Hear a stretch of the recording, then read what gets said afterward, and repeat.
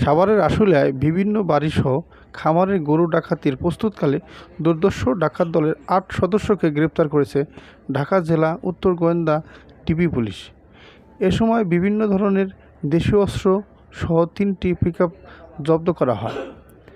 বৃহস্পতিবার ৬ জুন বিকেল ৫টার দিকে প্রেস বিজ্ঞপ্তির মাধ্যমে এই তথ্য নিশ্চিত করেন ঢাকা জেলা উত্তর গোয়েন্দা ডিবি পুলিশের অফিসার ইনচার্জ মোহাম্মদ রিয়াজউদ্দিন আহমেদ বিপ্লব।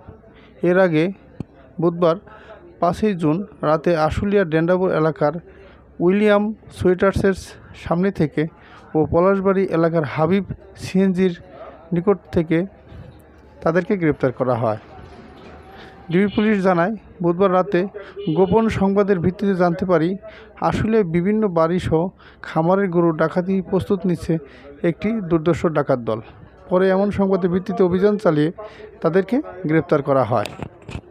ঢাকা জেলা উত্তর গোয়েন্দা ডিবি পুলিশের অফিসার ইনচার্জ মোহাম্মদ রিয়াজউদ্দিন আহমেদ বিপ্লব বলেন, গ্রেপ্তার আসামিরা প্রাথমিকভাবে ডাকাতির সাথে জড়িত থাকা বিষয়টি স্বীকার করেছে। পরে তাদের বিরুদ্ধে আশুলিয়া থানায় একটি মামলা দায়ের করা হয়েছে।